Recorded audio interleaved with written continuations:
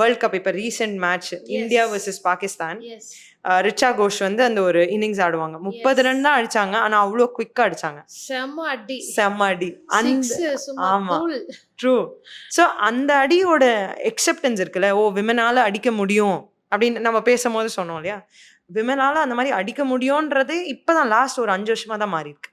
5 கூட இல்லை, நான் சொல்லணும்னா 3 வருஷமா மாறி இருக்கு. Okay. அதுக்கு முன்னாடி நாங்களாம் ரொம்ப ட்ரெடிஷ்னலாக தான் ஆடினோம். நம்மளை பொறுத்த வரைக்கும் என்னன்னா கேப்ஸாக பார்த்து 1-2 அடிக்கிறது, ஃபோர்ஸ் அடிக்கிறது, இதுதான் கான்செப்டாக இருந்தது. Okay. அண்ட் ஃபோர்ஸ் வந்து 1 ஆட் பால்ல வரும், ஓவருக்கு 1 ஆர் ப்ராப்ளி 2 ஓவர்ஸ்க்கு 1, அப்படிதான் கான்செப்ட். Yes. இப்போதான் எவ்ரி ஓவருக்கு 1-2 பார்க்கணும், 1-2 ஒரு 6 ஒரு 4 அந்த மாதிரி கான்செப்ட் சேஞ்ச் ஆயிருக்கு. Okay. எதுக்கு சொல்ல வந்தேன்னா, அந்த காலத்தில் அந்த ரன்ஸ் வாஸ் டு மீ, ஏன்னா பிகாஸ் என்னோட பிக்கெஸ்ட் இம்பார்ட்டன்ட் பாயிண்ட் என்ன ஆஸ் அ பிளேயர்னா, டீம் ஜெயிக்கணும். நம்ம ரன்ஸ் அடிக்கிறோமா இல்லை நம்ம எவ்வளோ விக்கெட் எடுக்கிறோமான்றது எனக்கு என்றைக்குமே இருந்ததும் கிடையாது. அது எதனாலன்னு எனக்கு தெரியல, but that's the kind of player I was. Okay.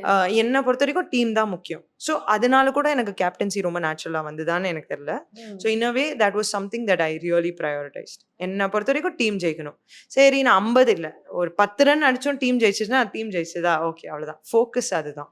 Okay. So I think ya all of that put together somewhere around that இருக்கும்.